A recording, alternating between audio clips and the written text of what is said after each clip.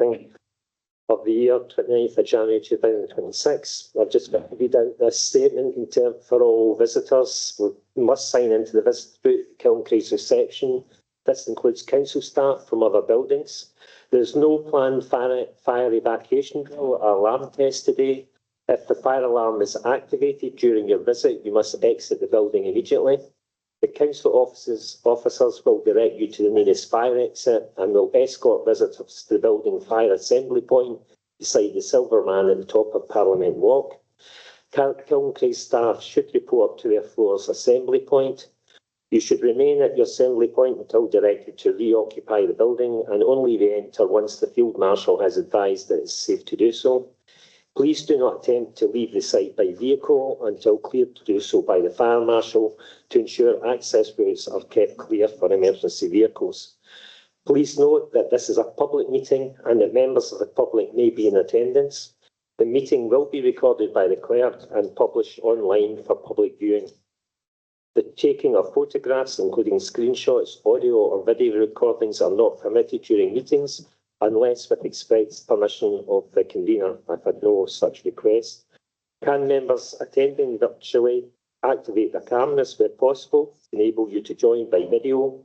And can all attendees mute their microphones when not speaking? Please do not comment during items unless I invite you to do so. If members attending virtually wish to speak on any point, please indicate by clicking on the raise your hand button. Members in the chamber should also raise their hand or indicate to speak. I will bring you in at an appropriate time. If members have not been able to access all papers for the meeting, please indicate. Today we will hear each of the items set out in the agenda. I will invite the officer to present the paper and members will then have the opportunity to ask questions before we proceed to debate and decision. So I understand we've had apologies from Councillor Fairley, for whom I'm substituting as chair, and Councillor Coyne. All other members, as far as I'm aware, are present. Can I ask whether there's any declaration of interest in any of the papers?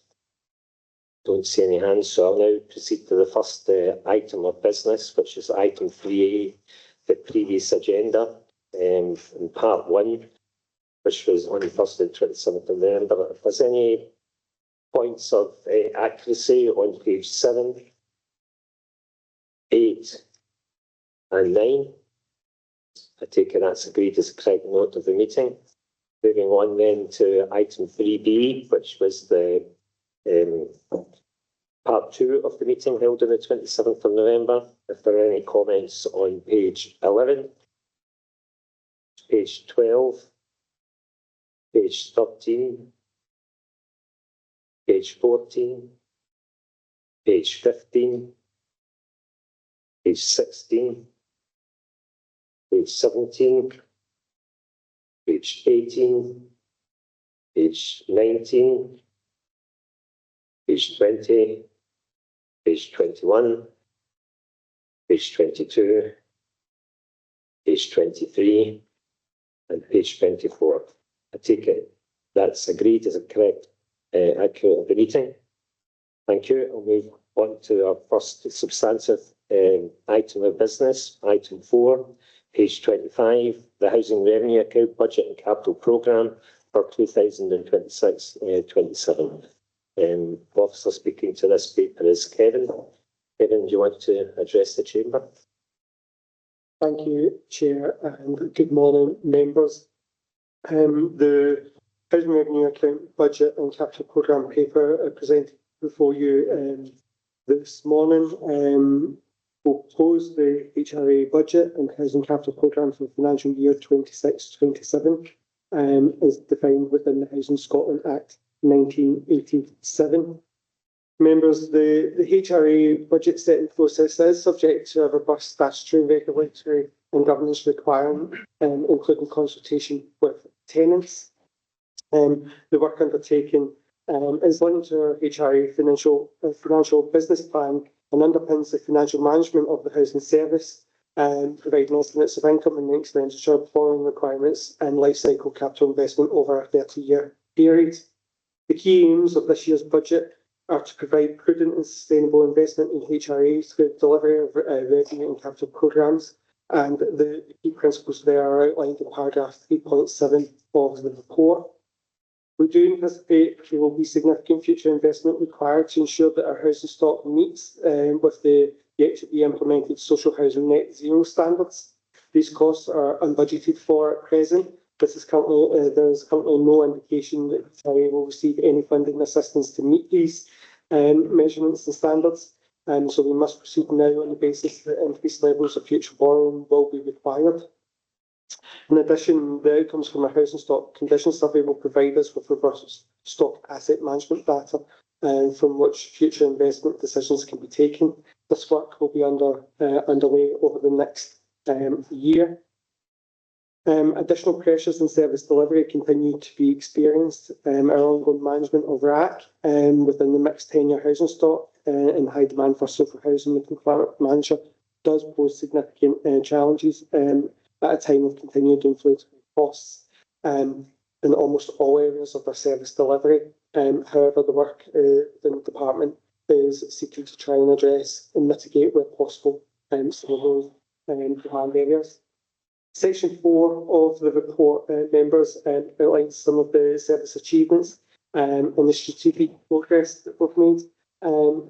Notably, things like our repairs completion first time is just under 96%, with the Scottish average being less than 90%. We are punching higher than most other authority areas. Our rent arrears collection arrears due, it's 7.25%, our Scottish average at 8.6%. And the number of complaints received, complaints per 100 homes, 1.18, with the Scottish average of 4.41. It does emphasise good progress in service delivery to our tenants under the management of our housing services. I would also highlight the services undertaking a programme of housing performance meetings throughout the year, not only to inform stakeholders but also members of our performance as a service and how we are delivering on behalf of our tenants here in Clackmannan. Those efforts have also been helpful in terms of our work reporting to the regulator and also inform our housing assurance statement. From section 4.9 onwards outlines the strategic aims and future developments, and mentioned earlier there that stock condition survey that will be vital in terms of us understanding fully the needs of our tenants and particularly our housing stock and how we would be best placed in terms of investment for the future. So that will be a vital programme going forward and will inform our requirements for spend in future years. We have an ongoing work plan around about the housing IT system, and that's updated there in section 4.12 of the report. Our work roundabout performance is reaping benefits, and we are utilising that and transforming that into dashboards and how we can utilise that to inform our practice and inform our management of our housing stock and service delivery. That is backed up by a suite of housing policy development, and you have seen over the year a cycle of policy developments and upgrades as we ensure that they are still fit for purpose for the tenants we serve. I would also like to highlight in section 4.18 of the report the environmental sensitive pilot piece of work that is being deployed within the authority. That is helping us address the issue of damp and mould, and certainly in terms of requirements under APS law in that sense, so that we are in the best place again to support our tenants and ensure that our stock is a sufficient standard in support of our obligations in this area. Members, section 5 of the report highlights the increase in operating costs, and in particular table 1 of that section illustrates the relationship between the rent increases and wage increases and inflation over the years, of which our HIA is required to cover all those costs. In terms of Section 5 outlets, in that last 8 years, the average council rent has risen from £78.91, £78.91 in 2018-19 to the last business year review, £97.94, 24.1% increase. Inflation over that same period has been 35.9. So whilst there has been rent increases, we've tried to absorb that as much as we possibly could over that period. I think it is important to highlight there has been an additional increase in operating costs attributed to salary increases and contributed to inflationary costs, in particular within the construction works side, in that sense, which is making some of our programme of works more expensive than we would have originally anticipated. Increased operating costs must be accounted for whilst planning, as well as maintaining a 5% reserve within the HRA that we're expected to do by the regulator. Members, in terms of Section 6 of the report, in terms of the rent setting proposals, we did consult with our tenants around about the options of a 6%, 7% and 8% increase. As you will see from the table in Section 6.3, 6% rise would mean a £20.4 million CRCF budget to support the capital investment in our housing stock over the 5-year period. This equates to a CFCR contribution a little over a quarter of the total investment of £72.0 million needed to fund the 5-year capital programme. The rent increase below the recommended 6% will result in a risk to the future of the capital programme, with a need for higher rent rises in future years and increased borrowing requirements. Any reduction in the capital programme will compromise housing stock quality. This future investment in new houses apply as well. The proposed revenue budget for 26-27 and the following 4 years, 27-28 to 2030-31, set in appendix 1 of this report, includes the following assumed rent increases at CPI plus 1%. I would like to also highlight in section 6.8 the actual rent increases for those years is indicative and would be subject to annual tenant consultation and council approval of said increases.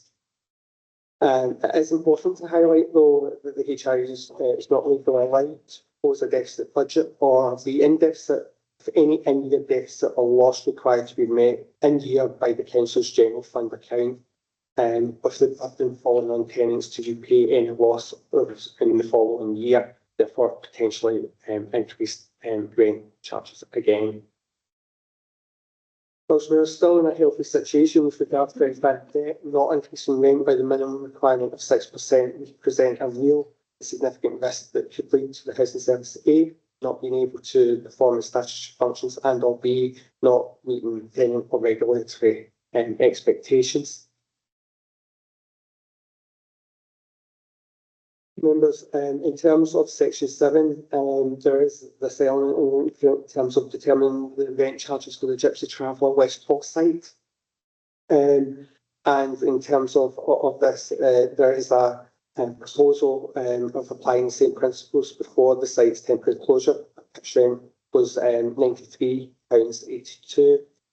Using the uplifted rent setting model, was base pitch rent will align with the general needs rent for a 2-apartment property, which equates to £98.56 in the 25-26 financial year. This is equivalent to the rental price of a 1-bedroom semi-detached house or bungalow, ensuring consistency with our broader housing stock. Future rent adjustments will continue to follow the annual rent review exercise, taking into account any proposed changes for 26-27 and beyond. This approach ensures that the rent remains fair, transparent, and sustainable while supporting residents and long-term financial viability of the site.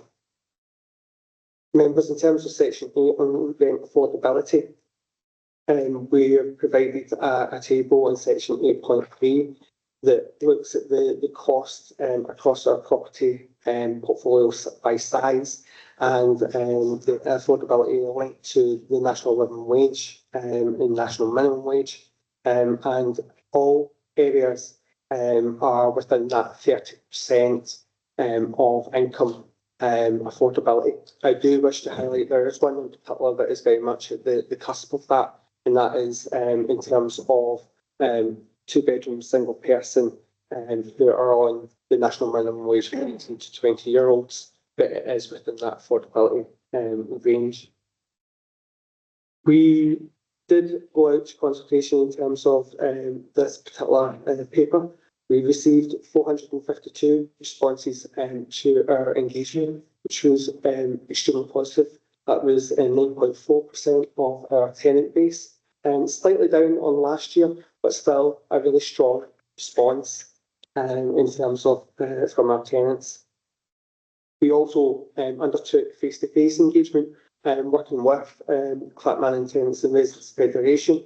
A total of 23 tenants participated in that face-to-face session. It's actually quite positive in comparison to previous year's attempts.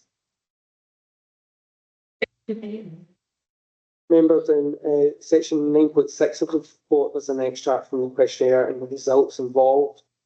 77.8% of respondents indicated that they would prefer the 6% increase with particular response numbers contained within Appendix 5 of the report. I do appreciate that 6% was the lowest of three options that we given, and that would be a natural place where you would expect people to go to.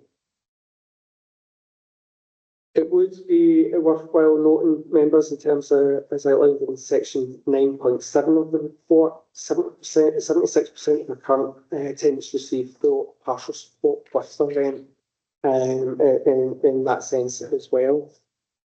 And as I mentioned, we have worked with Clackmannanshire Tenants and Residents Federation.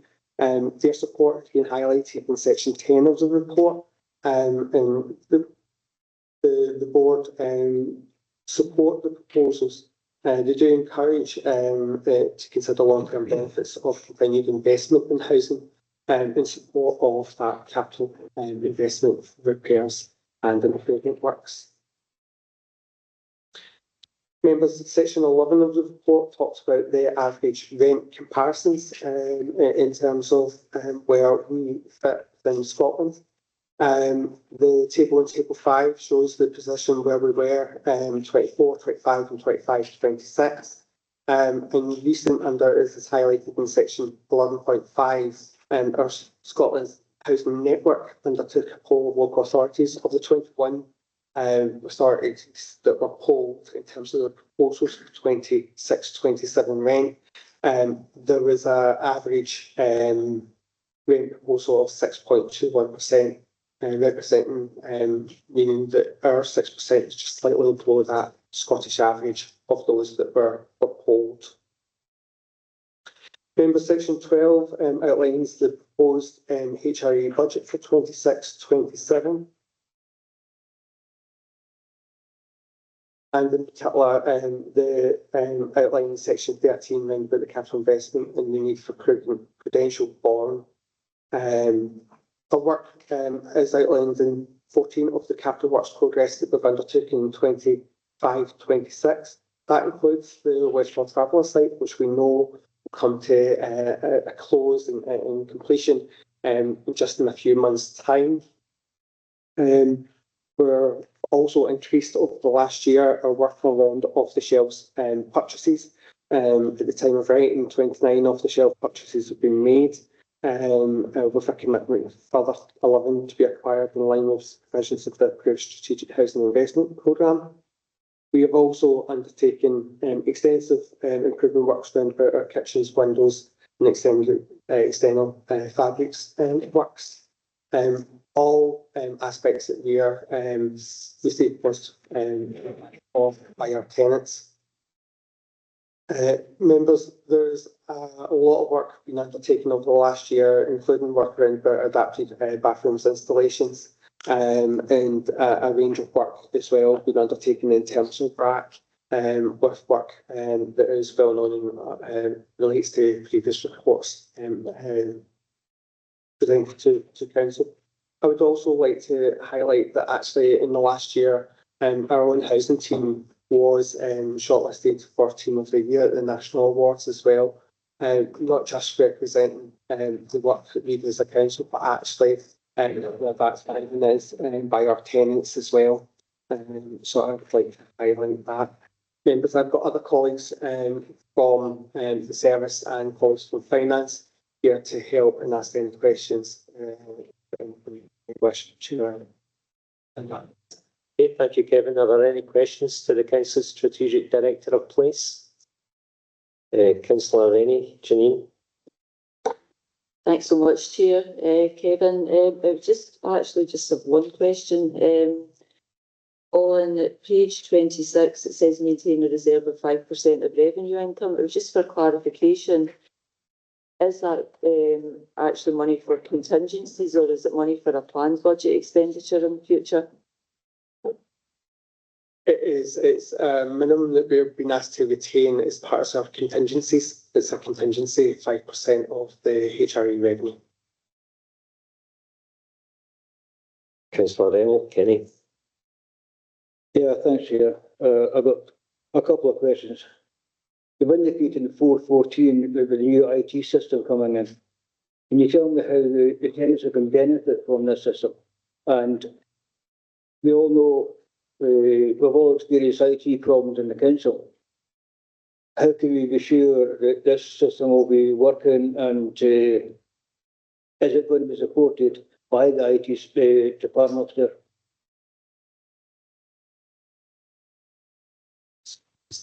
So, thank you, Councillor. So in terms of the IT system, first, the latter part, we are working hand in glove with our IT colleagues in terms of the procurement of this IT system. We're doing a lot of work in terms of the preparatory work to ensure that it installs smoothly. In that sense, there can always be glitches in any system, and we do need to test it and make sure that we get that right before full implementation. In that sense, as I said, we have a working group around that particular work stream involved. How it will benefit our tenants is in terms of our ability to tie up existing systems, make the process quicker, making sure that we have we're making the connections up much easier, and actually the use of AI and other digital technologies, and will hopefully make sure that the experience and interaction with our tenants easier, and our prospective tenants as well. And hopefully our ambition is that will also help speed up the transition if a tenancy is released to when it's then re-offered back out, all of which will help our homelessness situations. It will help avoid turnaround process, etc. And actually just our data management around for that aspect, the important aspect, that will make it easier and free up capacity within our staff cohort as well. In terms of that, as part of our digital transformation agenda, in that sense, so it all ties in terms of some of those also other corporate priorities. Thanks. And supplementary to that, we're talking about the tenants and reforming the tenants. We have a lot of elderly tenants who may not be computer literate.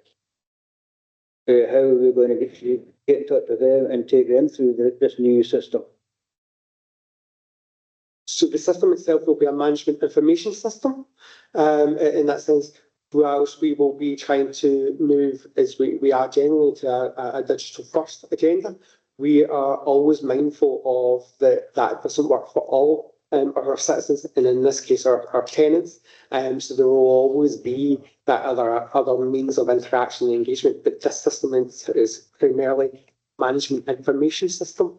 In that sense, if there are elements that we can tie on in terms of tenant interaction, then we will utilise that, but we will always have alternative means. And actually, at the heart of our housing service is how our housing officers interact with our tenants face to face, and are not faceless in the delivery of the service. Thanks for that, Kevin. Second question. 4.2, it says arrear. Why are we behind so much in the collection of our arrears?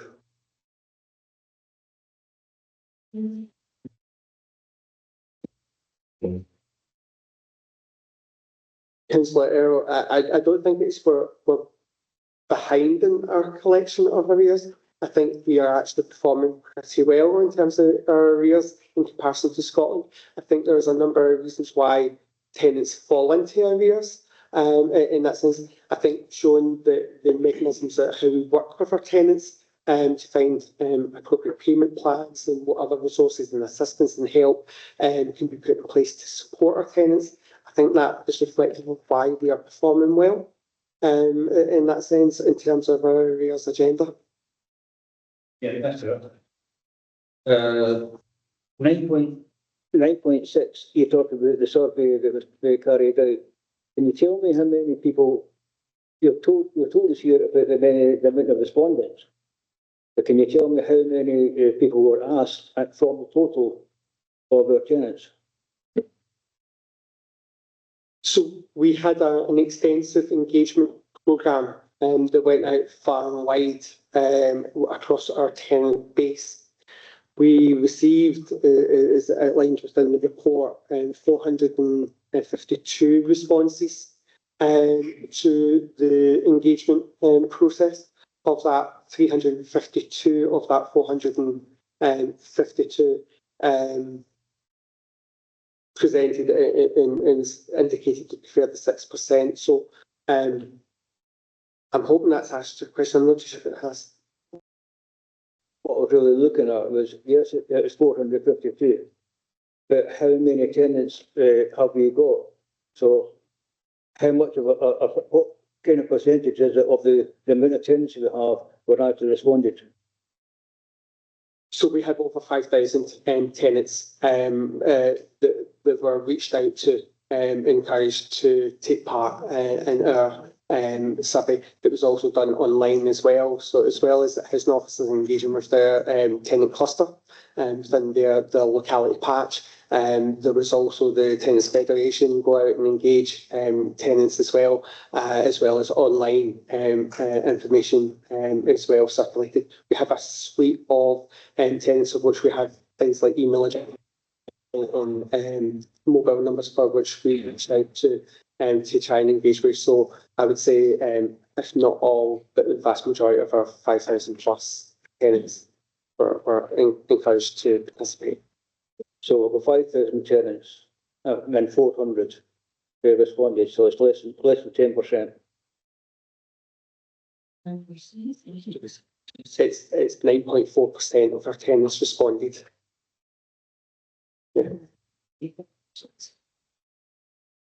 Thanks, Councillor L.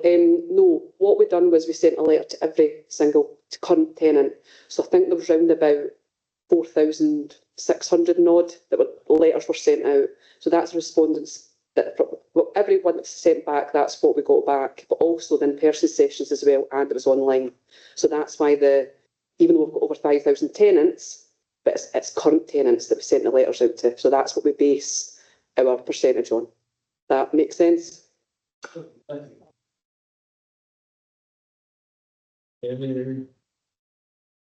Yeah, no. That's great, thanks, Graham. So, Councillor Harrison, then Councillor McTaggart or Scott. Thanks, Vice Convener. Morning, Kevin. Kevin, just looking at the capital programme, I'm going to be a wee bit parochial. Lockie's Road in Clackmannan. You'll be surprised to hear me bring this up. So these are bungalow type houses that the county is desperately crying out for, and this has been put back time and time and time again. How can we be assured that when it says that we'll start in the new financial year, it is actually going to happen? Thank you, Councillor.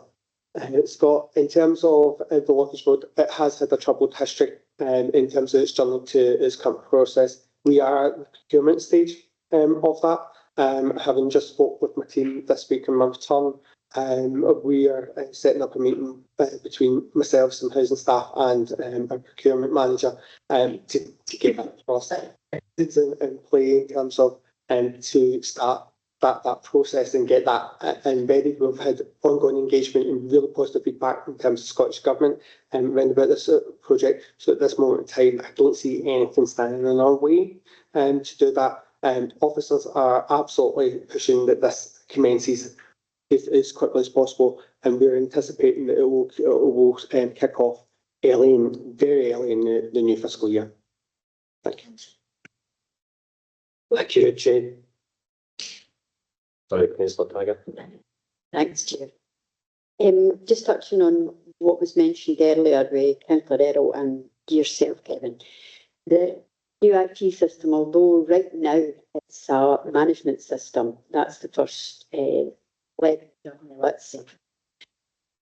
I'm just looking for assurances that when it becomes more tenant-based, customer-based, that will retain that early intervention, that connection with tenants, that potential to have a person to talk to, and that hard copy forms will be available alongside digital forms, etc. So just looking for assurances that people will be supported. Thanks. Thanks, Chair. Thank you, Councillor Taggart.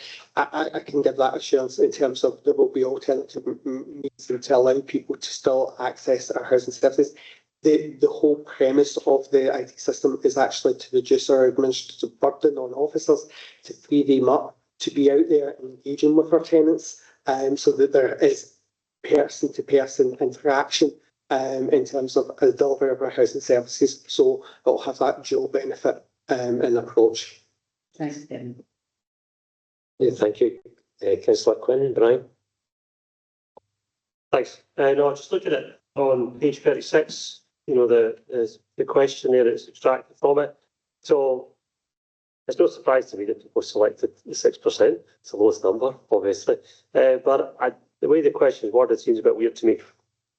So we're asking people, would you pay more than that for a chance to win some solar and renewable heating? So what did we detail to people as part of this, what the benefit would be to them if we installed solar panels and renewable heating? Do they know what the financial impact would be if that happened to happen to them? Thanks. Thank you, Councillor Quinn. I wouldn't necessarily put it in the frame that they would win solar panels or heating. In that sense, what it would have allowed us to do is do more solar panels and heating within our housing stock in that sense. I don't believe that there was what that would mean for in terms of the saving, in terms of the energy efficiency aspect of that. I don't know if that was relayed in terms of the information, but what it doesn't mean is that we won't do that work. It just means that we won't be able to do as much. So that was what we were asking our tenants in terms of the interest rate, that generally we would be able to do more within our estate in terms of that level of money. Thanks. I don't know, it seems a bit, if we're not detailing to people what the benefit of that is to the homes that get it installed, we're asking them, would you pay £1 a week for there's 50 homes and we've got about a 1% chance of making these savings? And it's like, see, but or in this case, unspecified savings. Yeah, we're going to install stuff. What's the benefit? Don't know. You're going to pay more money for it. But why would I? It seems like it's. Brian, we're in the, I know you're doing an explanation, but we're kind of at the question stage. So This is a question. No, but it seems to me that without the explanation of the benefits, putting this in the question seems irrelevant, and it seems, do you agree with that, essentially? Or should we code an explanation when we're doing this so it makes sense to people what the question is actually asking and what the benefit is? Thanks. Thanks, Councillor Quinn. I take on board the point that you're making. I think that's something I'll bring Sandy in a minute. It's maybe something we can do more in terms of developing that further in future in terms of the approach. But certainly in terms of the benefits, there would have been elements of that conveyed as part of the engagement process. Sandy. Regarding the benefits of the solar panels, we are currently looking at, through our energy team and myself, we've looked at, we're asked them to highlight areas of fuel poverty within the county, and we've identified the Hawk Hill and Hillcrest area. So I am currently looking at the moment, we possess 94 homes in that area. I have funding probably at the moment to do about 45. When we put these in, I don't want to just put battery storage, solar PVs in, I want to put battery storage in, and then I can do a complete case study on that street where these tenants is, where the energy was before the energy uses and where it is after it, and that will allow us to define the energy saving that we'll give to each property. Also the fact that we're not wanting to put heat air source pumps in along with these, but if these are in, the benefits of the heat air source pump is greatly increased because it will substantially help with the cost of running a heat air source. At the moment, we've got a lot of gas boilers in houses, and they're still doing talks with the Scottish Government yet whether we are going to go down the hydrogen route. So it would be where we are at the moment. It would be prudent to stay where we are at the moment instead of going large-scale heat air source pumps installed, because if they do go down the hydrogen heat, the boilers that we are currently fitting are hydrogen ready. And I hope that answers your question.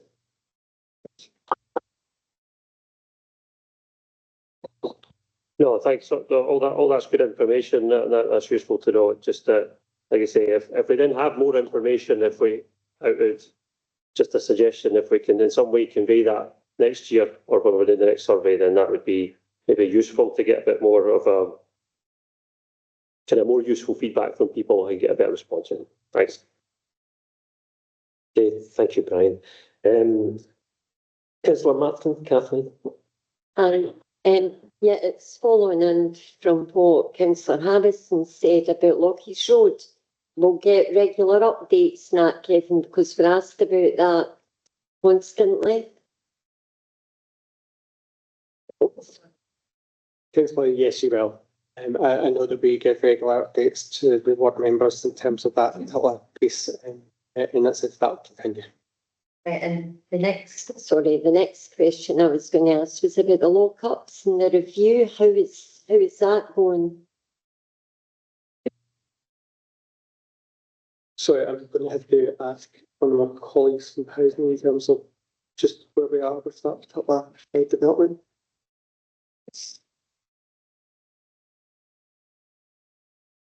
Thanks, Councillor Martin. We have started the review. It's in early stages. What we're looking to do is try and understand what stock we've got left, really update our data records, because there are some gaps. Some garage sites have been demolished. So it's about getting that piece of work done first and then looking to see what could we do with the pieces of land if, for example, nobody's renting the garage or lockups in that site.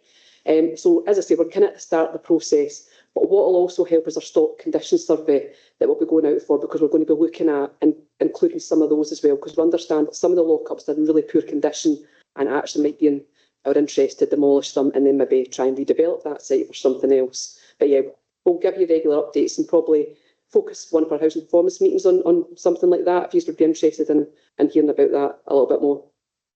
Thank you. Thank you. There's no further questions. I've asked Councillor McTaggart wants to move the paper. Thanks, Chair. Council is asked to approve 5 recommendations as outlined in the report in front of you today, with 2 items for noting. I'll begin with the recommendation to raise rents by 6%, which is the minimum amount needed to prevent services from diminishing. We've listened to the tenants, taken account of the feedback from the consultation, agreed with the overall feeling that rents should not rise by more than 6%. A lesser rise would negatively impact on our service delivery and our capacity to meet the needs of tenants and of the housing business plan overall. Our capital programme remains impressive, demonstrated by the number of improvements done over the last year. The numbers are in the report, and I'm sure you'll agree that the content demonstrates our willingness to ensure every tenant in Clackmannanshire has an excellent service. The responses in the consultation also indicate that tenant satisfaction remains very high. The key performance indicators in 4.2 demonstrate that our results exceed the Scottish national average, and this trend is consistent across most indicators. Crucial work is underway to produce a stock condition survey. This will inform our future stock management and shape our capital improvement work going forward, and will provide us with a key insight into future needs around our net zero targets. The cost of labour and services continues to rise, and much like our own budgets at home, we must navigate inflation and increased costs as prudently as possible. Care at home is increasing, meaning further demand for adaptations, and we are committed to making sure that those who need the adaptations get them as quickly and efficiently as possible. We care about meeting our tenants' needs, but this places a further burden on budgets that are already stretched. However, with efficiencies and hard work, over the course of recent months, we've reduced the waiting time for bathroom adaptations by a staggering 95%, and reduced the waiting list from over 120 to just 4. The remainder will be completed soon. That's quite an achievement. Will make such a difference to the quality of life of those who need this service. The HRA budget 2026 to 2032 is attached to the report, as is the capital programme from now until 2032. You'll note that the total capital budget decreases over time, but this is subject to change, especially when we become more familiar with the needs around net zero. We maintain an ongoing programme designed to improve fuel efficiency and help reduce fuel poverty, supported by our energy advice team. However, the full extent of the requirements around net zero is yet to be known. As councillors, we know the pressure on our capacity to meet the demand for housing in Clackmannanshire. We know how difficult it is to meet the expectations of applicants on our housing lists, whether that's for transfers or for new tenants. There just aren't enough houses to meet the demand. To address that, we continue to buy off-the-shelf properties, which is a cost-effective and quicker way to increase our stock. This will continue alongside exploring other avenues that may be open to us, with a specific focus on reducing homeless numbers in this county. Our rent collection has improved, with less households in arrears and less former tenant debt. The housing team have worked very hard to improve early intervention, ensuring that engagement and support is available to prevent rising arrears and assist tenants who are finding difficulty paying their rent. We have a very small housing team who work extremely hard and who have a willingness to consider individual circumstances and offer support. And the energy advice team will assist with referrals to help prevent or to address fuel poverty. We're already very proactive in the application of innovative measures to reduce damp and mould in our properties.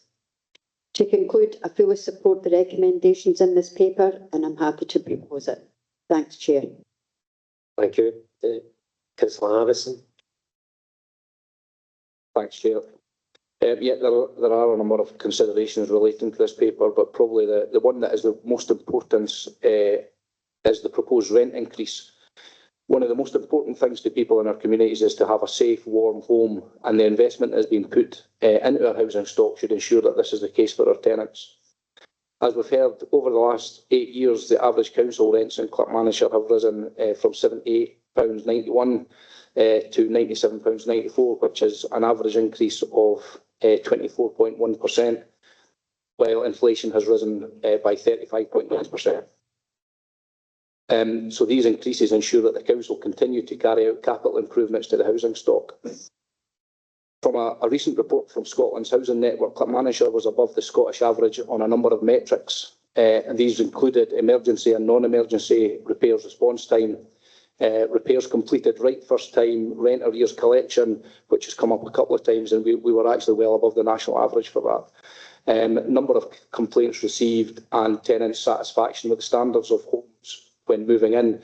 So I think these numbers go to show that actually we are investing in the right places for our council housing stock.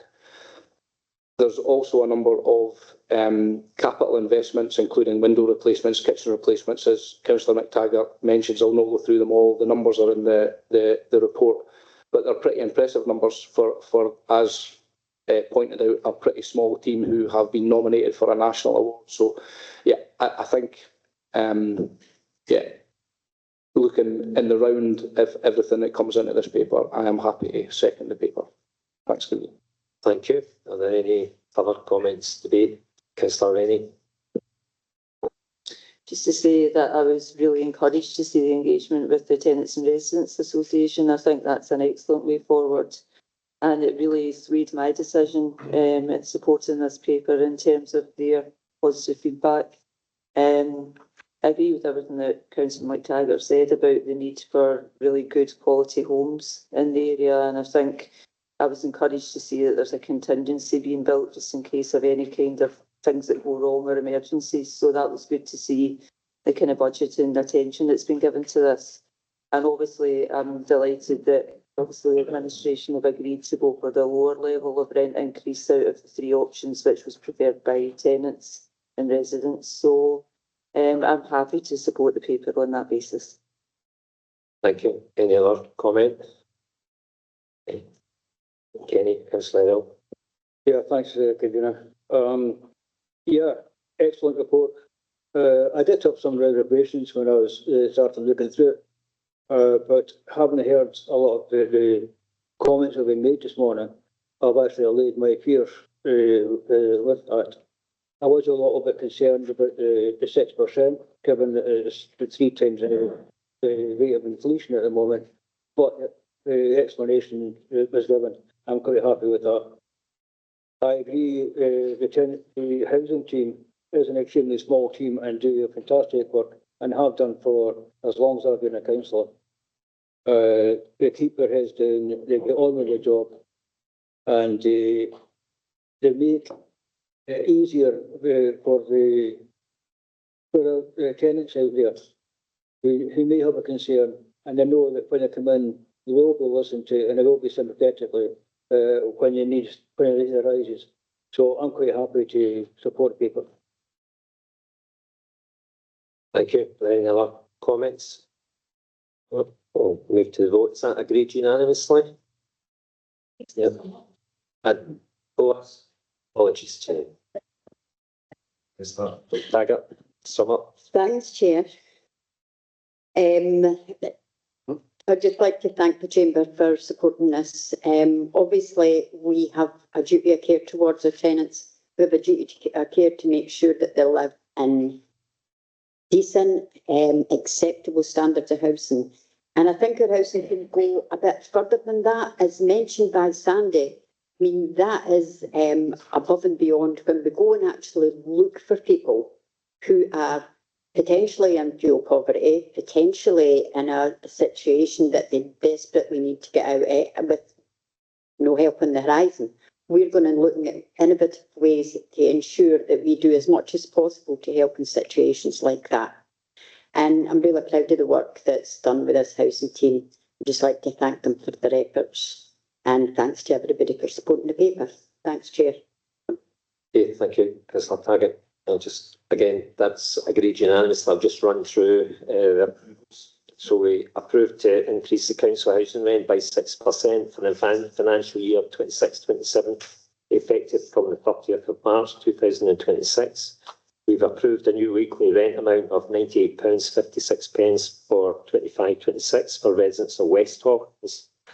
And we've agreed to approve the increase this by 6% from the 30th March 26. We've approved the housing revenue account budget for 26-27 and the anticipated 4-year forward expenditure to 30-31 as set out in Appendix 1. We've approved the housing capital programme budget for 26-27 and the forward 4-year illustrative programme for 30-31. We've approved the anticipated HR capital borrowing requirement for the 5-year period 26-27 to 30-31. We've noted that as per the council agreement, 30th January 2025, the garage site pitches and lock-up rental fees will remain fixed until March 2027. And we've noted the results of the tenant rent consultation process detailed in section 9 and the views expressed by the Clackmannanshire Tenants and Residents Federation.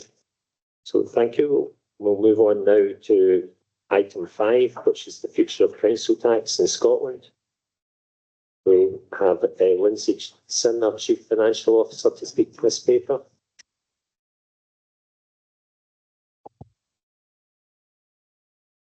Thank you, Lindsay. Thank you. Good morning, Council. This report presents Clackmannanshire Council's proposed response to the Scottish Government's consultation on the future of council tax in Scotland. Consultation sets out a range of options for modernising the current system, including updating property valuations, revising band structures, and introducing potential transitional and affordability measures. Council tax generates approximately 26 million per year for the council and remains a critical source of stable funding for essential local services.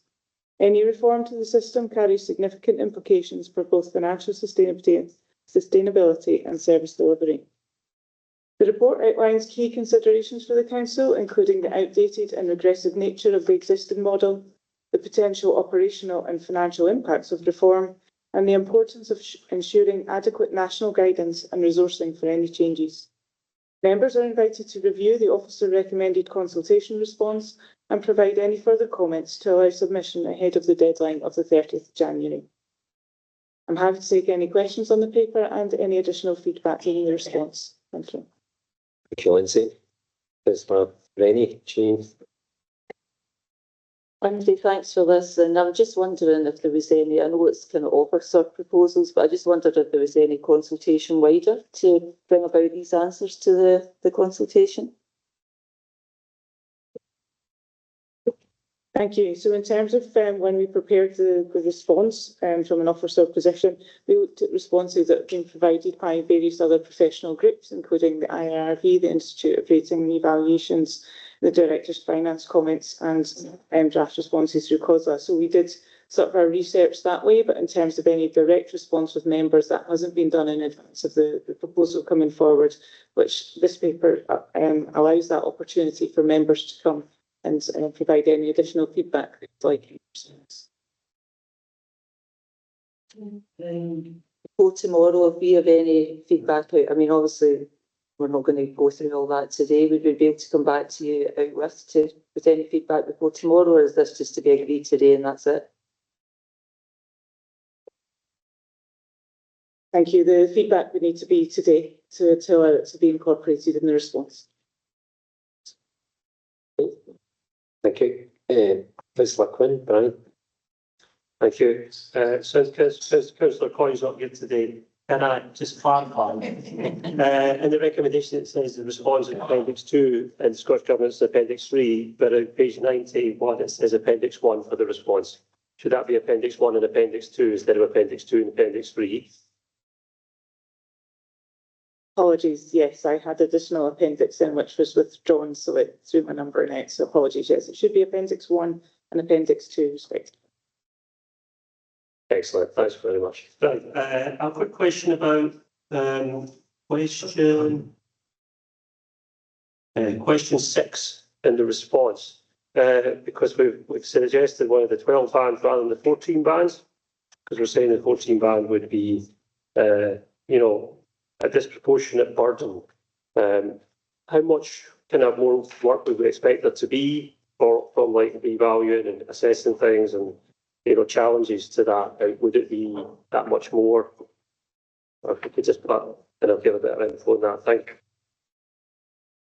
Thank you. This was a difficult one to answer, and it is a bit of an unknown because we don't know how the system will work. But on the basis of having the more bands, the more complex it becomes to administer and for understanding for individuals as well, and the appeals process. So we thought that more bands would be more complex in that respect, and having the 12 would be a more sort of increase from 8 up to 12 rather than any further than that. So we've not been able to calculate exactly how much further because we don't know the actual details of what will come forward. But that was our initial estimate based on what's been put forward today. Thanks. Thank you, Brian. Did you want to come back in there? I normally, as convener, prefer just one barrage of questions from each councillor rather than repeats. No, I but appreciate that. I was kind of I'll let you walk by my second question and then thought, all right, I need to quickly just run through the paper again. So apologies, Chair, I would normally not do that. But yes, it was just on question 12, should households who defer payment pay interest on the amount deferred? Obviously, I was wondering if in those circumstances, if that was the case, would we take individual circumstances into account of those individuals? Because some of them may be financially disadvantaged by paying interest on the deferral. So would that be taken into account in those circumstances? Thank you. You can see the response is either a yes, no question. So we've chosen for yes, interest should be charged on that. But again, we don't know any full details of what would come forward as the proposed scheme. So that would really be up to the Scottish Government and how it determines that. We have noted the comment there about the cost of administration of the scheme and how to recover those costs. And whether that's paid by the Council or the Scottish Government, you would still need to recover the cost of that administration. So it's not something that's mentioned here, but it would be determined when the scheme was fully put together. Thank you. Another point of order, please. Rob, Greg, Can I just ask if you could be, I'm noting with some concern the comment that was made around regarding more than one set of questions. I'm not aware of a standing order that prohibits an elected member asking more than one question. Can you perhaps please clarify that? No, you're quite right. It's not in standing orders. It's just how I prefer to conduct meetings. But I will be variable. But the trouble is, if we keep getting 18 elected members dipping in and out of questions, it does delay meetings. But you're right. It's not standing orders, and I will accept secondary questions. But my preference is that you save all your questions up as a winner in the question phase, because it helps manage the meeting a lot easier.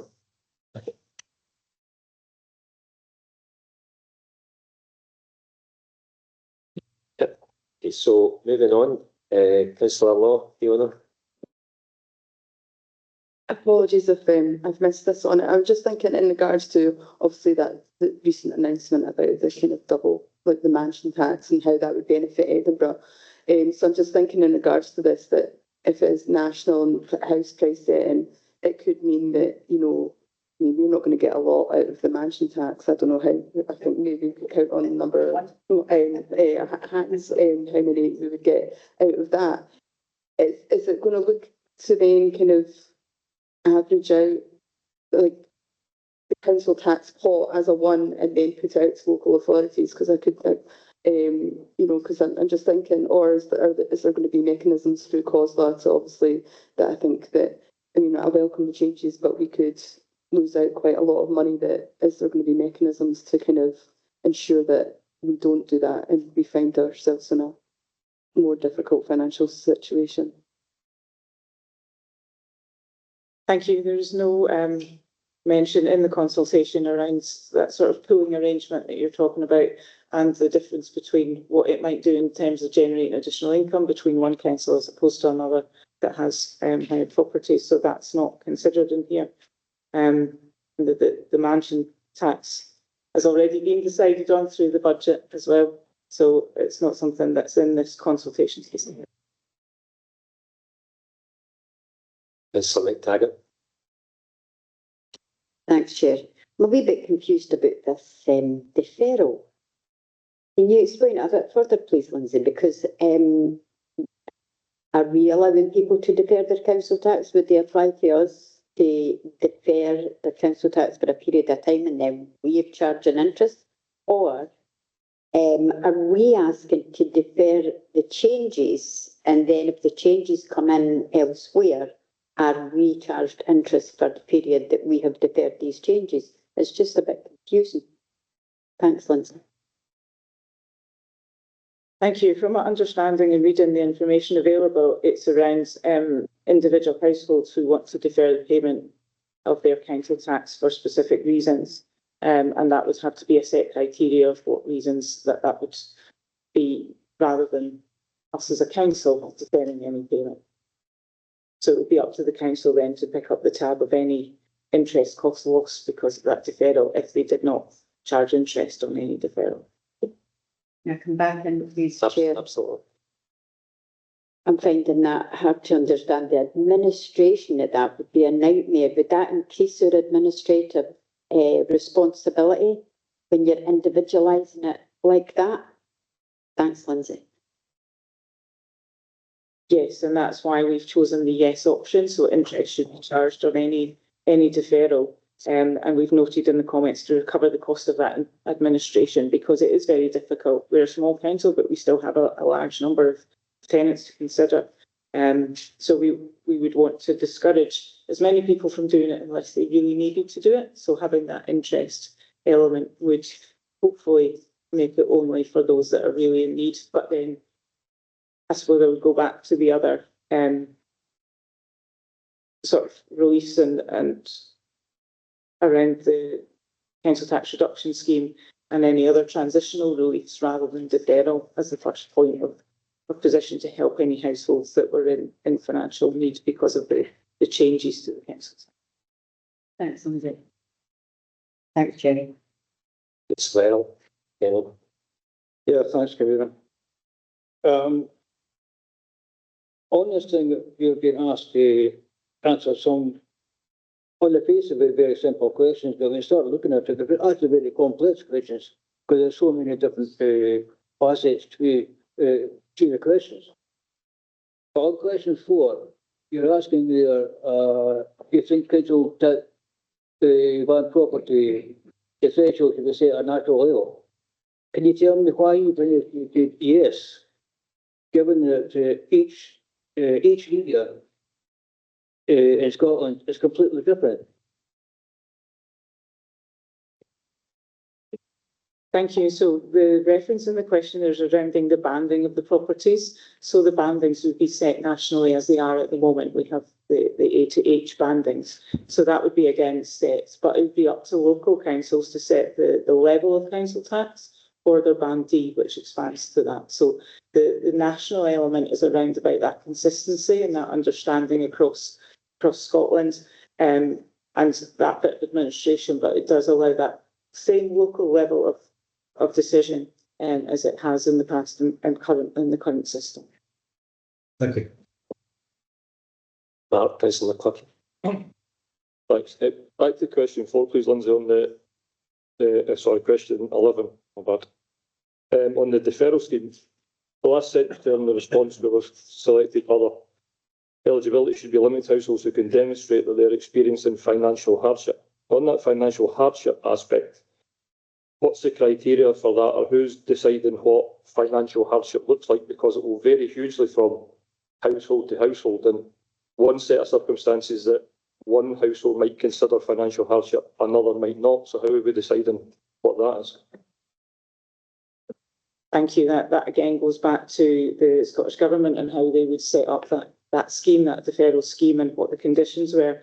But my understanding is this is the first part of this consultation that feeds in, and then it would expect to have discussions through the professional groups, so the IRV, through councils, through COSLA, that would feed into to shape any of these schemes further. So I think it's just in the element of would we want that deferral scheme to have interest or would we not as a starting point, and then build up what that looks like for these transitional release deferrals as we go through the process. So no further questions, so for somebody to move the paper. Ellen, Councillor Forst. Yeah, thanks, Provost. I'm happy to move the paper. I think it's important to give some context why we wanted it to come today. As usual with these consultations, they come at short notice, don't always fall in with the cycle of council meetings.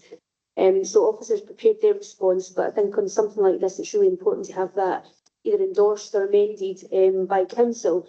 So the idea was to bring the paper today. Everyone could look at it and bring forward any proposed amendments if they wanted to the paper. So, I mean, it's a fairly straightforward paper, and officers have had to respond to very prescribed questions, and very, very often it's yes or no. And I think, as Lindsay says, it's the first start of a consultation, and there's probably a long way to go on this, and we need to make sure that we, as a council, are responding as and when future consultations come up, because we know that for the council, council tax remains a vital source of funding for local services. It raises about 26 million per annum for Clackmannanshire. In the context of our wider budget, that's about 17% of our wider budget.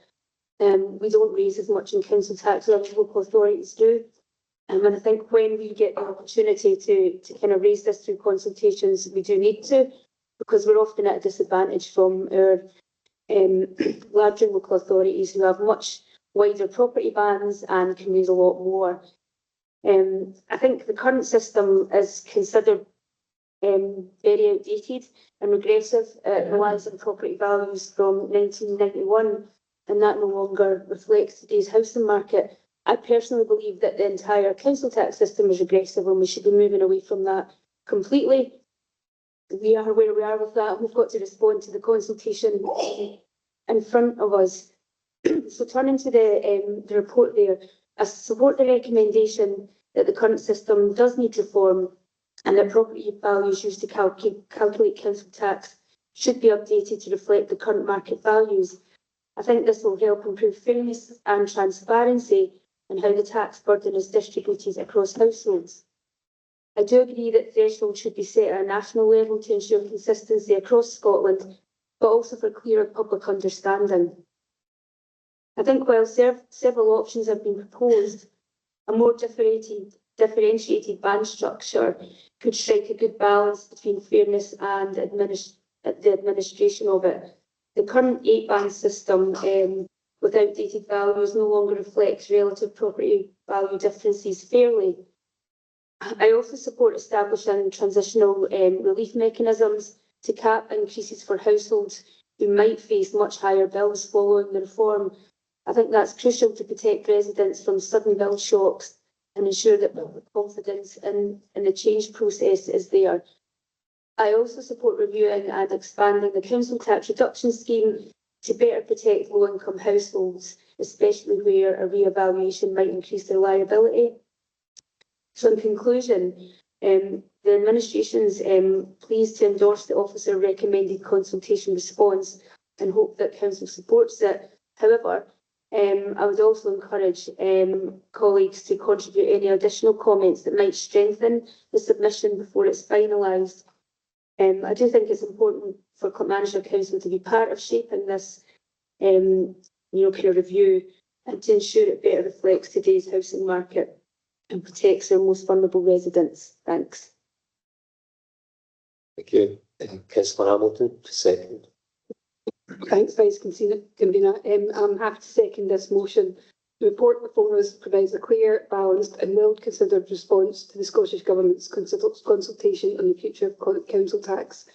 It sets out in a measured way both the need for reform and the practical implications for councils like ours, particularly around financial stability, administrative capacity and the impact on households across Clackmannanshire. What this paper does well is recognise the reality that council tax remains a critical and predictable source of income for local services. Any reform must therefore protect that stability whilst addressing the long-standing issues within the current system, including outdated 1991 valuations and the aggressive nature of the existing band structure. The recommended response reflects that balance, supportive of modernisation, but clear about the risks and the need for a phased, well-funded national approach. By agreeing this response, we ensure that Clackmannshire's voice is constructive, evidence-based and firmly focused on fairness and sustainability. This consultation will shape the future of local government finance for many years, and it is important that ongoing we contribute with clarity and responsibilities. I'm happy to second the motion. Thank you. Any comments, Councillor Ray? Thanks, Chair. I'm happy to support the recommendations by Lindsay. I'm sure a lot of time's been put into it, and obviously it's going to take a while before we see how this will land. And there's going to be a lot of consultation going out there, and it's going to take a while. But I unfortunately, I agree with Councillor Forson. I don't think we should be doing this at all. I think the whole system should have been scrapped. And I just want to put that on the record. I actually think it's unfortunate that we're going to tweaks rather than a real system and branch change. But I do agree as well that the additional bands are absolutely essential. So I'm glad that that's been selected. But I mean, I probably could have had loads of comment on the different areas, but they would have been in the comments box rather than the yes, no, because we're given an option of yes, no, and I don't really have the time today to go through a big paragraph to add. So on that basis, I'm happy to support. Thank you, Councillor Rennie. And I apologise earlier for cutting you off in the questions, because the ebb and flow of meetings will mean that if there's an issue raised, members are perfectly entitled to come back. And No, Chair, honestly, like I chair audit and scrutiny, so I take your point on board. Thank you for that. Any further points in the debate here on the council tax?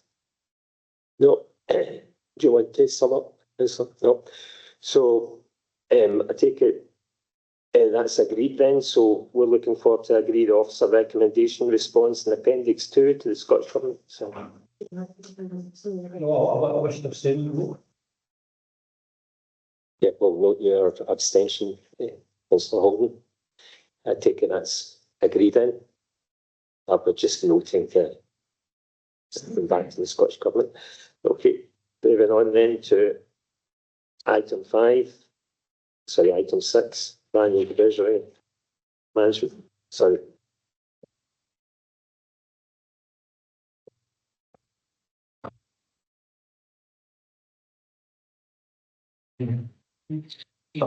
So can you confirm that we agreed that the recommendation in the paper? Is that agreed? And abstention from? Point of order, convener. Can I just? I think if we proceed on the basis that you're proposing just now, I think we're in breach of standing orders.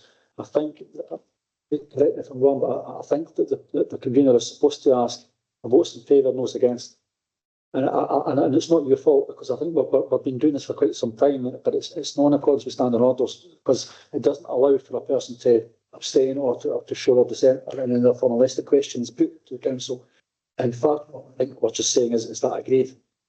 And that's not your fault, and I'm not being personally critical of you for that, so I think that's important to do that, and I think it is in breach of standing orders if we do. Thanks for that. Well, a quick show of hands then on, is that paper agreed? All agreed apart from Councillor Holden who's abstaining. Thank you for that. Moving on to item 6, the annual Treasury Management Report. Again, Lindsay Sims, our Chief Financial Officer, talking to the paper. Thank you. This report gives an overview of the Treasury management activities for the Council during the 24-25 financial year and outlines the Council's borrowing and investment positions as of March 2025. At the 31st of March 25, cash balances remained at a sufficient level of 15.3 million, with 14.2 of this invested in short-term investments. During the year, interest rates reduced slightly to 4.5%, and the short-term investments of cash balances earning a higher than budgeted return of 4.8%, equating to £800,000 in interest. Whilst the slower than expected rate reduction has been beneficial for investments, it also impacts on the cost of any external borrowing to fund capital investment. In line with the capital investment programme, external borrowing has increased by 12.9 million as at the end of the financial year, and external borrowing stood at 145 million. During the year, repayments of 2.1 million were made to existing debt and 15 million of new debt were undertaken to finance capital expenditure. In line with the indicator, the Council continues to remain in an under-borrowed position, which means that it is not borrowing more than it is expending on capital resources. The report confirms the Council's compliance during the year with the Treasury and prudential limits, as set out in the annual Treasury Management Strategy Statement approved by Council in February 2024. The report also provides some brief commentary on the economic background in comparison of the Council's capital expenditure and financing requirements compared to the approved prudential indicators. The Council is asked to note and consider the information presented in the reports. Thank you. Questions to Lindsay? If there are no questions to Lindsay, Councillor Forson, do you wish to move the paper? Yeah, I'll move the paper. I welcome the report, and it fulfils our statutory requirements to review Treasury activity for the year, which ended the 31st of March 2025, and compares actual outcomes with the Treasury Management Strategy Statement approved by Council in February 2024. There are a few key points I would like to highlight. The first of those is the strong compliance with the strategy, and the report shows that the Council has operated within the Treasury Management and Prudential Code requirements, meeting both legislative and policy commitments set out in the approved strategy. The second is the sound investment performance. Despite a challenging economic environment, the Council achieved an actual investment return of just under £800,000, and that's significantly above the original budgeted return of 2.25%. I think this demonstrates prudent investment decisions and effective cash management in a year of fluctuating interest rates. Third point I want to highlight is the prudent borrowing and debt management. The Council's borrowing position increased in line with the approved strategy to support capital investment, but remained within authorised limits and did not overborrow relative to the capital financing requirements. This balanced approach supports capital delivery while managing the long-term risk. And the fourth area I want to highlight is the capital programme delivery context.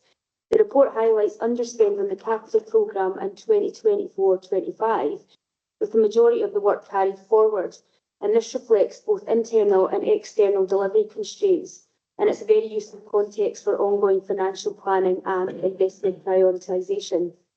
So in conclusion, I welcome the transparent and comprehensive report, which demonstrates strong governance, robust financial stewardship and effective compliance with our Treasury strategy. So I'll move that Council note and consider the Annual Treasury Management Report, and I would like to thank officers for their work in achieving these outcomes. Thanks. Mr. Lindsay. Thanks, Convener. Just happy to formally second the paper. Anyone wish to debate the paper? No. So we should sum up. No. I take it that's there's no agreement here, so I take it as duly noted, and we consider the paper. So moving on to item 7, best value in Clackmannanshire action plan. Our Chief Executive Nicky Prindle is going to give us an update. Thanks very much, Vice Convener. So this report provides an update to Council on the progress being made in respect of implementing the action plan agreed by Council following receipt of the Controller of Audit statutory report, which was presented to Council in November 2024. The report set out 4 recommendations. 2 of the recommendations are complete and 2 of the 4 are ongoing. The report includes an appendix which provides greater detail on the progress with each of these recommendations. They are all areas which are familiar to Council, and the evidence base set out is hopefully also feels quite familiar, given the range of ongoing reporting to Council on the specific developments. Many of these areas remain under regular review, and in line with our transformation approach, continue to develop and evolve. So as a consequence, aspects of these will continue to feature in future Council reports as well. I'm happy to take any questions on the paper. I don't see any questions, so we'll move to moving the paper. Mr. Thorson. Thanks, Provost. I'm pleased to propose the Best Value in Clackmannanshire Council Action Plan update, which provides a clear update on progress against 4 key Best Value recommendations agreed by Council following the statutory Best Value report, which was published in September 2024. The paper demonstrates Clackmannanshire Council's commitment to continuous improvement and effective delivery for our communities. There are a number of areas, again, that I want to highlight. First is the strong leadership and strategic priorities. The report confirms that Council leadership, both political and officer, has effectively set clear priorities and strengthened foundations for delivery. There is active work under the Be the Future transformation programme to build capacity and capability, including refinements to our target operating model, strategic workforce planning and investment in digital transformation. This strategic focus ensures that Council is building long-term capacity to deliver services well and to respond to future challenges. The second area is the medium-term financial strategy, which has been fully delivered. A major best value recommendation was to develop the medium-term financial strategy, and it was completed and approved in June 2025. It provides a forward-looking financial framework that balances sustainability, partnership working, and transformational redesign. Delivering this ahead of schedule just demonstrates sound financial leadership in a challenging fiscal environment. The third area is the realisation framework. The Council agreed a structured framework to track and measure benefits from transformation activity. This includes both qualitative and quantitative measures, with the first annual outcomes report due later this year. And this framework will ensure that we can clearly demonstrate the impact of strategic initiatives on our people and communities. The fourth area is the capital planning and budgeting improvements. The report shows the completion of the review of the capital budget setting and monitoring.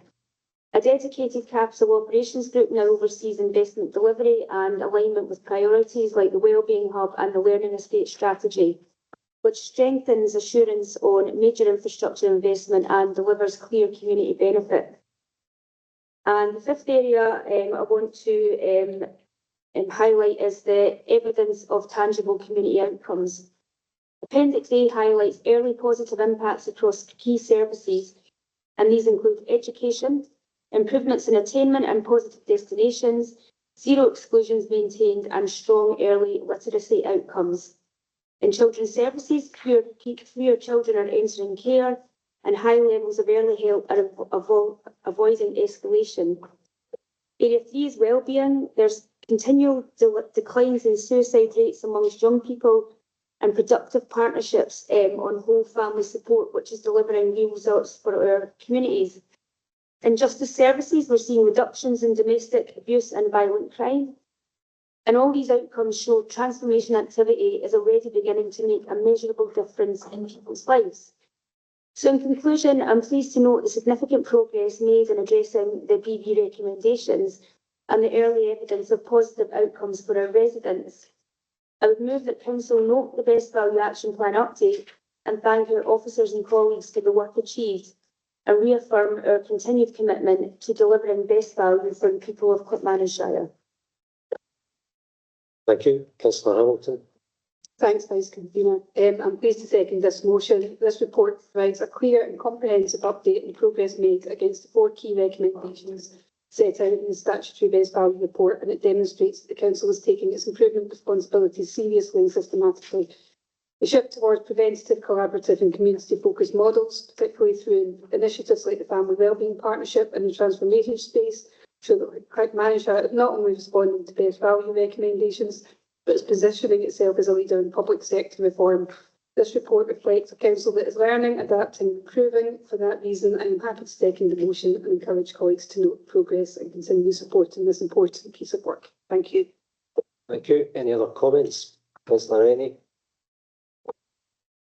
Yeah, it's great to see this, and actually I'd like to echo what Councillor Forson said about thanking officers for the work that's been done in this. Since I started in council, I can tangibly see the significant progress that's taken place, but also wanted to mention the fact that we've got the evidence and links at the bottom, which is great to see rather than just having pages and pages and pages. So that's excellent. I think it provides an evidence base that we can refer to at our leisure, which is excellent, and we're able to just keep coming back to. So I think that's a great way forward for the paper, but also, just as others have said, what we are doing in terms of our different initiatives and wellbeing are like second to none, and sort of setting the scene for other areas that should be looking at what we're doing in Clackmannanshire. It's very innovative and forward thinking. So I think others should take note in terms of the forward thinking and innovative and strategic way that we look at things rather than just reactive. And bringing in partnerships from areas like the third sector, which I think are extremely important. So I commend Clackmannanshire for that. I commend Clackmannanshire for that. It's not something you see often in other areas as much, and I think I'd really like to note that when commenting on this paper. So thank you. Thank you. Any further comments? No. Do you wish to sum up? No. Okay, I take it that's duly noted. Moving on to item 8, the parking enforcement and decriminalised parking enforcement plan. I believe Kevin, Extra Place is going to speak to this. What's yours, Kevin? Thank you, Chair. Members, the purpose of the report before you is to provide Council with an update on the progress of the motion of the 15th of May 2025 on parking enforcement. Just as means of background, the Council in the meeting in May passed a motion that asked officers to write to Police Scotland requesting that they undertake a review of the current approach to parking enforcement in Clackmannanshire and outline what steps they are prepared to take to ensure that public confidence is maintained in this key part of Police Scotland's public safety duty. Officers were also requested, as part of the same motion, to bring forward an outline plan with options to a future council meeting in relation to this decision. The decision on the 24th of October 2019 to pursue decriminalised parking enforcement scheme in Clackmannanshire no later than the end of 25. And members, apologies, this is slightly later, but we were gathering information to conclude all aspects of the motion for you.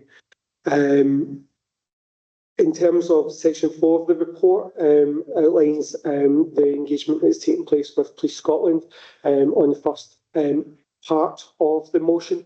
We, or the Chief Exec, wrote to Police Scotland's local area commander in relation to the motion, and there were subsequent follow-up meetings that took place. The local area commander agreed to undertake a review of parking and initial work in terms of canvassing other force areas, identified that 5 local authorities like Clackmannanshire have not yet decriminalised parking, and there's no operational police resource dedicated to parking enforcement in these areas either. Each of the areas confirmed that Police Scotland's approach is consistent, and as the Chief Inspector Smith advised officers, their priority has been to respond to threat, harm and risk accordingly, where capacity allows parking enforcement to be undertaken.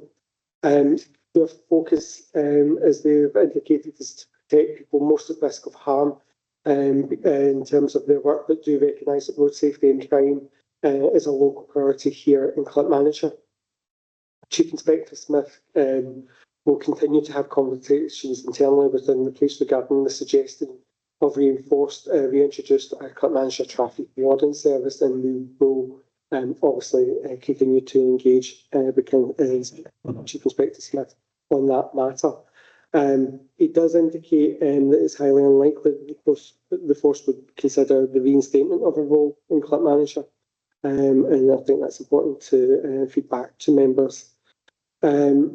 The report there gives an update in terms of how police handle parking enforcement, in terms of the fixed fines, etc. It does highlight in section 4.7 the work undertaken by officers in 2025, 284 parking tickets up to the point of December there had been issued in the area, with the month of December officers issuing 29 tickets during high visibility foot patrols around the town centre, and that has been where their capacity is allowed.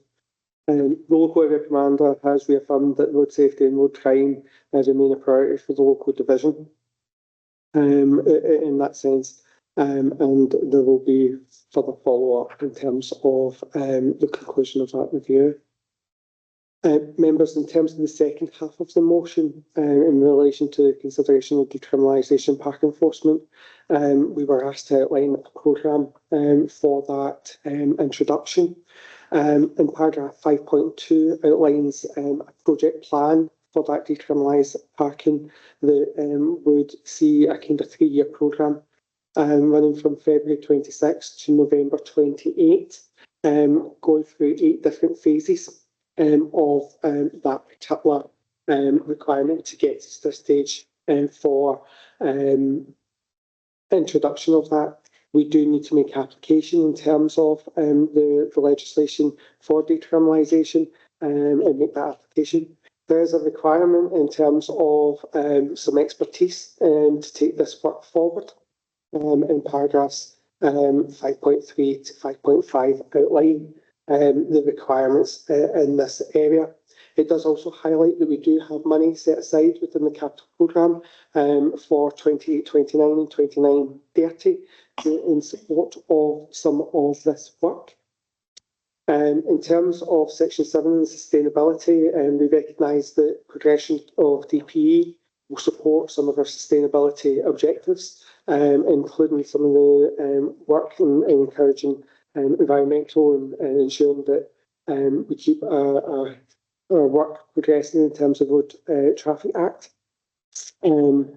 In terms of resource amplifications that I made reference to, how we plan to identify the initial phases of that, we recognise that it will require up to £100,000. We are planning to realign some of our existing internal vacancy sums to facilitate this work, and that should any future additional resource be required, we will bring back a paper post phase 3 of the plan and outline that for members. Members will obviously have input through that process in terms of the future outline of this plan. I'm happy to take any questions from members, and have some colleagues here from the department as well. Thank you. Okay, thank you. Just show of hands, Ella. So Councillor Harris and then Councillor Forson. Thank you, Vice Convener. Kevin, so 284 tickets last year, assuming everybody paid on time, £30 a ticket, that's £8,500. Where does that money go? Thank you, Councillor Scott. That money is, as far as I'm aware, is fed back into Police Scotland to the central resource. So nothing comes back into the local authority at all? I can't speak to how it then is dispersed, but it goes into the central resource. It's part of the broader Police Scotland finance.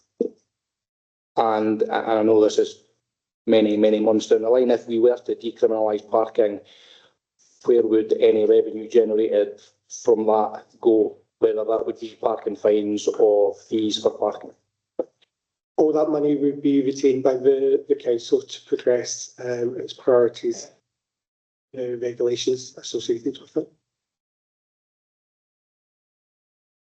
And there are specific guidelines around where that can be spent. That can't be spent just something that we take as a whim to spend on. What can you give us a brief outline of where that would go?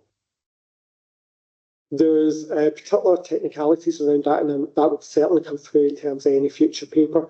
But broadly, there are tight restrictions in terms of how the fines could be utilised in terms of back into initiatives such as road repairs, parking upgrades, infrastructure around about that, education programmes around about road safety, etc. Those type initiatives. But I'm happy to get a brief, somewhat brief from them if required. Thank you, thanks. Councillor Forson, Ellen.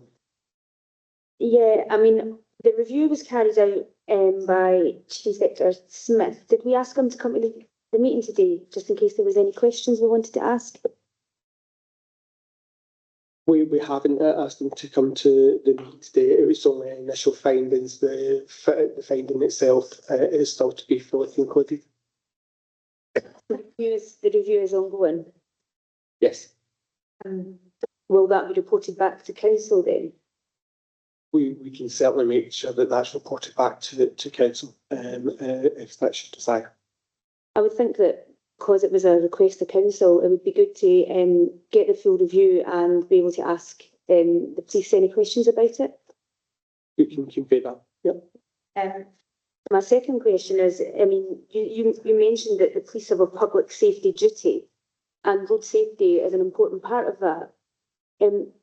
Given that, is there any obligation on any council to undertake decriminalisation of parking? There's no obligation on any council to progress with criminalisation. Many of recognise that there's also benefits of taking that forward and having a lot of say in how that is progressed within the local authority area.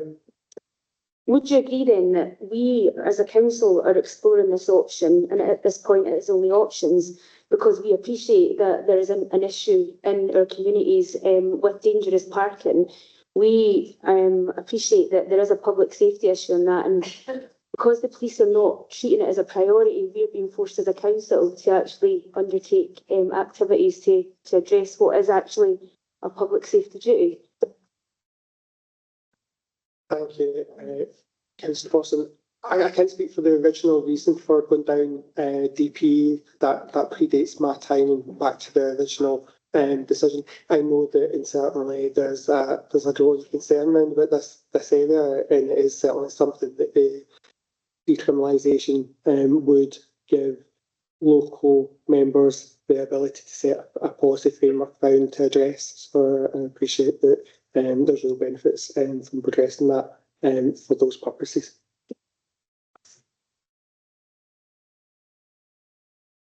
Thank you. Councillor McTaggart. Thanks, Vice Convener. Kevin, am I right in saying that in recent months we've improved the lineage and signs, parking signs in the town centre, following a suggestion from the police that the fact that our lines were not clear impacted on their capacity to bring enforcement to people who were illegally parked in the town centre. Can you tell me if the new lines, the new signs, etc., have improved the town centre parking and have increased the police enforcement for parking that is not permitted? Thanks.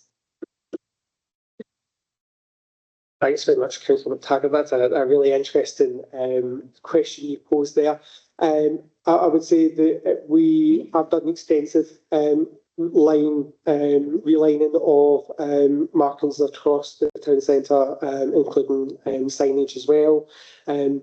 We were aware that there was issues in relation to that in terms of some enforcement action, and that was part of it. It was also linked to representation on behalf of local residents as well regarding the lineage and the signage as well. So multiples of that was part of it. In terms of the lineage, it does help enable enforcement to take place. I think we have seen increase in the activity of enforcement. Whether that is how much of an impact that's having on the problem and issues that we are experiencing here in some of our towns and villages, I can't say that it's completely resolving the problem. It requires further enforcement to really take that forward in that sense. But will be certainly the work we've undertaken should that work, whether it be in the town centre or what we've done down in the industrial estate as well. Thanks, Kevin. Thank you. Any other questions? No. I just want to highlight before I go to move on the second that I received an amendment from Councillor Holden, and I understand the procedure is we move and second the paper and then I'll allow Councillor Holden to discuss his amendment and seek a second for that. So I believe Councillor Harrison, you're going to move your paper. Yeah, thanks, Vice Convener. Yeah, it's important to make clear from the outset that this paper is not asking for a final decision on whether or not this council will decriminalise parking. It is asking for us to agree to a feasibility study to be undertaken to fully inform us of the benefits, risks, costs to implement and ongoing costs if we do agree to decriminalisation.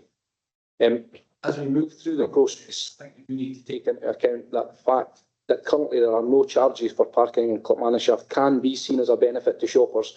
So we need to take cognizance of this so that any potential charges wouldn't be seen as punitive. That will be part of the study. The situation with parking is well known, and I know members regularly receive complaints from residents regarding this. It's probably seen most obviously in our town, but it is by no means limited to there, with issues being seen in every town and village in Clackmannanshire. I actually took a walk around Alloa town centre yesterday, and there were numerous vehicles parked on double yellows in disabled bays with no blue badges showing, and in particular the junction of Drysdale Street and Primrose Street, the bottom of the High Street at the Mill Street junction and along Mill Street seemed to be the worst, with vehicles on pavements and blocking sight lines along these roads, even where there are raised crossings for wheelchair accessibility. There was actually one white delivery van actually parked on the pavement across a raised crossing at the Mill Street junction. With us. So that must be okay. So there are issues across the county, and we do need to do something about it. As we've heard, the Chief Executive has written to Police Scotland. We've had their response. They see it as a priority. They don't have resources for it. While this feasibility study is undertaken, and then we progress through the process of decriminalised parking, if that is what Council decide, I would strongly urge the police to continue and indeed increase their activity in parking enforcement where possible. I do have a real worry that there is a risk that a pedestrian will be injured due to poor parking practices that we have seen around the county, and I know there is an amendment coming forward later that we'll discuss as well, but yep, happy to move this through. Okay, thank you, Scott. And that's second bill, Councillor McTaggart. Thanks, Chair. I'll just formally second and agree with everything that Scott has just said. Thanks. Thank you, Jane. Councillor Holton, do you want to read out your amendment, and then we'll be looking for a seconder for that? Thanks, Deputy Convener. And just point out, my finger was a bit quick. I was actually just sending it to Lee, and I was going to raise it after it had been seconded, but that's fine. So I've just also explained as well as I think I'm required to know standing orders, that the reason why I'm presenting it now is because I was in discussions with members from other political parties around the content of the amendment to ensure that we could get support for it today. So presumably we'll progress to that. The amendment that I'm putting forward is that Council further agrees that a cross-party working group is established to consider the findings of the Police Scotland review in detail and determine what steps can and should be taken by the Council to ensure that public confidence is maintained in this key part of Police Scotland's public safety duty. I'll speak to the amendment. I'm going to be very conscious that we're going to be then debating that the motion is amended, so I'm not going to comment on any other aspect of the report, other than to say that the review has been referred to within the report, albeit that it's ongoing, and the officer has confirmed that for us today. So I don't wish to second guess the outcome of the review, but it is important that the review comes back to us, and it is important that every elected member here has an opportunity at least. They don't have to participate in the first working group if you don't want to. Obviously, nobody can be coerced into doing that. It's a working group. It's not a formal body of the council, but it is giving people an opportunity to contribute to that. And I think that's really important that we get the opportunity, because I've moaned about this for a long time, not just to the council, but to members of my own family and everybody else that will listen to me, because I think it's very, very serious. The problem that we're facing, not only just in Alloa, as Councillor Harrison's pointed out, but in other areas of Clackmannanshire as well, and indeed other areas of Scotland. I'm not going to be controversial about this. I'm not going to start making comments about what the responsibilities should be for Police Scotland. I think we all have our own thoughts on that. I know what my thoughts are. I think it's more important that we allow the review to be completed. We consider the review carefully and decide as a council collectively how we wish to proceed on this basis. But the public are watching us. And I think it's very important that we take that responsibility seriously. So that's why I'm putting forward this amendment, because the review could be complete, and there was no mention in the report specifically, and I know why. It's not a contentious point that the review would not be coming back to council. I think the expectation was that it would be coming back to council, purely even if it's a matter of courtesy rather than a matter of standing orders. But I'm grateful to hear that will be the case. So I'm not quite sure how these things work now. It's been a long time for being involved in political groupings, but hopefully each political group and individuals will consider their participation in the working group and make some decisions accordingly to allow for that to happen. So I hope that members will be happy to support this. Thank you. Thank you, Craig. I've obviously accepted you put forward that amendment, and Councillor Forson, you wish to second the amendment? Yeah, I'm happy to second the amendment. I think it makes perfect sense, and it probably sets some of the concerns that I had at rest. I totally agree that it's important that the review comes back and that elected members have the chance to consider it and influence any paper might come forward as a result of that. So happy to do it, and I think both myself and Councillor Harrison are more than happy to represent the administration in the kind of working group there. We don't know what the review might bring forward. I could probably hazard a guess actually what might come forward, and the working group might want to do a wee bit of work aside to that, just to satisfy ourselves that we are comfortable with what might come forward. So yep, happy to second the amendment to the paper. Are there anybody else wants to comment on the amendment? No, Janine, Councillor Frost, Councillor Rennie. No, just to agree, I'm very happy to support this, and we will certainly put members of our group forward for that group. So thank you. So I believe we go to a vote on the amendment first. Can I have a show of hands, please, for the amendment? And that's unanimous. We now move on to debate the substantive. Councillor Hall. Thanks, Deputy Convener. Can I first of all thank the Chief Executive for undertaking the task that was set for her by the Council in terms of writing to Police Scotland. I'm grateful for that. I'm also grateful for the opportunity to meet with Gary along with the Chief Executive and the Director of Police. We did, I think it was a constructive meeting. And I'm also grateful, I should add, to the administration for allowing me to do that, because it's not customary to do that, and I'm very grateful for it, because I think they just knew it was something that's important to me. But anyway, the meeting went well, and I think I took the opportunity, both took the opportunity to convey the general opinion, I think, of the Council. There is a real concern about this issue. But so first and foremost, thank the Council, which really kind of relates to the second part, and bringing back this paper to the Council today. That's exactly what I was looking for. Sets out a process. Happy to support that. My apologies, because it's going to cost the Council money in doing this. But there is an element, of course, that I believe it kind of relates to the point that Councillor Harris was making earlier. The question he was asking around, the finance and this, etc. Because my understanding is that exercises such as these have to be self-financed. So first and foremost, they have to meet that threshold. Secondly, there's a debate then about, where we spend the money and any money that comes in through fines, etc.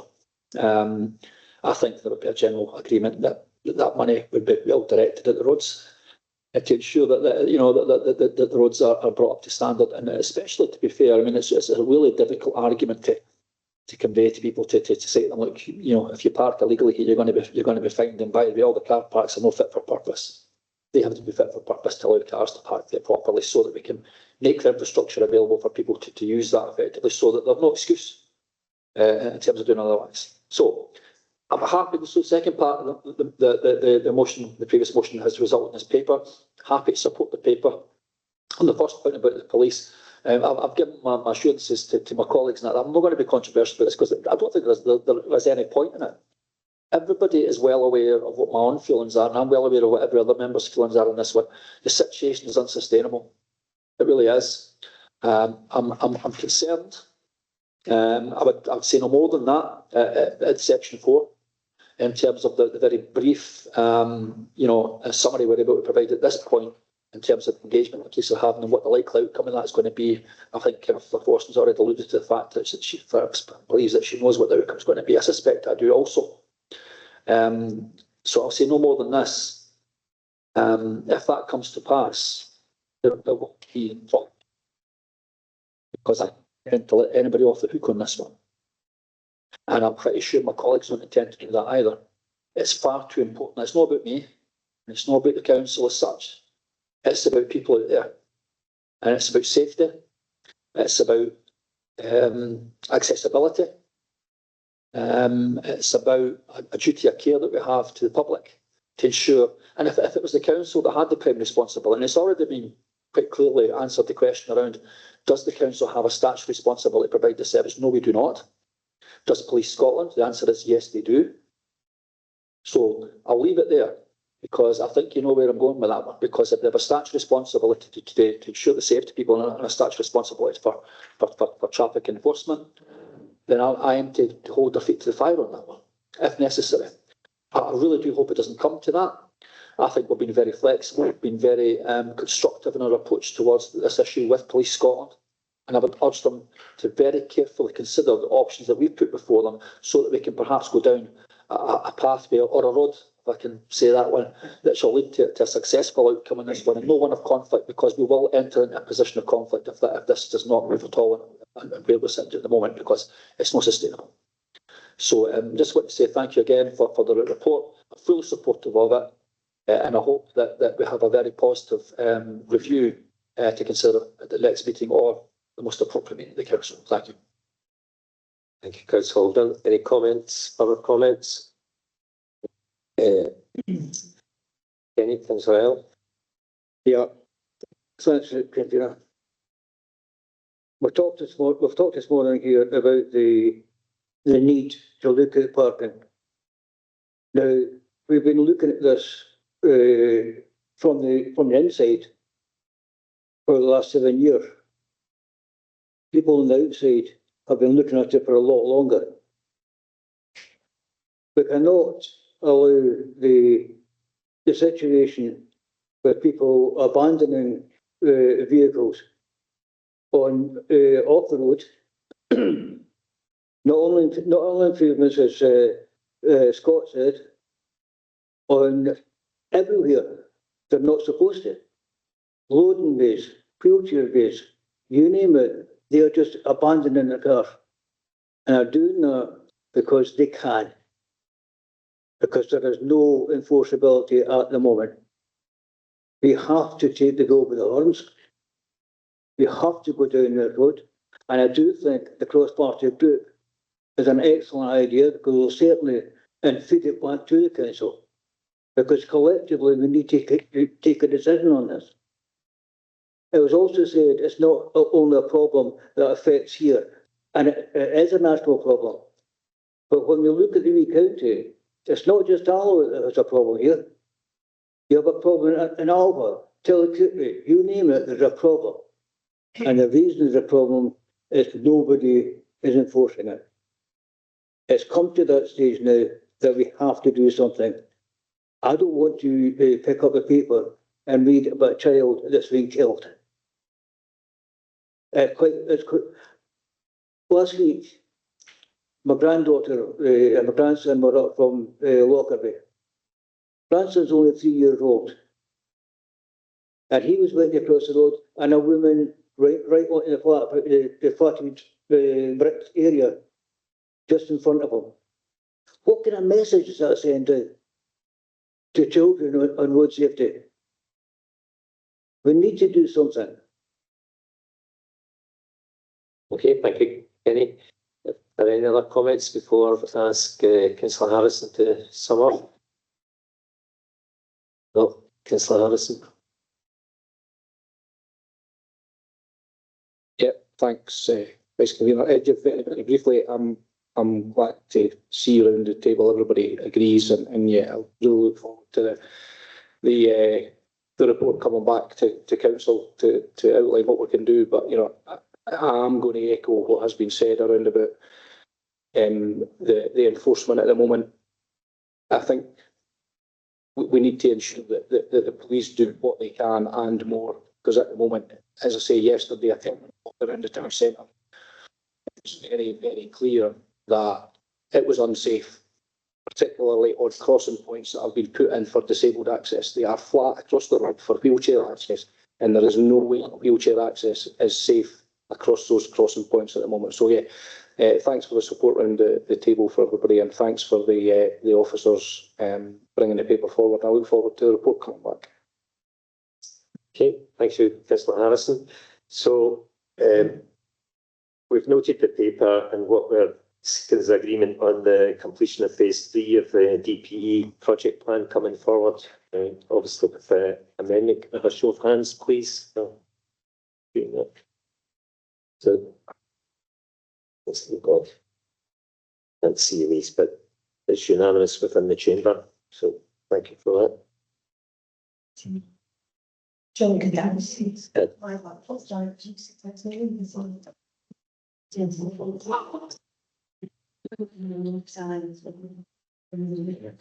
So that says agreed to completion phase 3 with the amendment from Council Holden. Oh, he's got it. Oh, yeah, one of them did. So that's unanimous. I'm looking at the time, it's coming up for sort of past. There's a substantial paper next, so I suggest we go for the 10-minute sort of recess at the moment, as traditional, and we come back in 10 minutes time. Okay.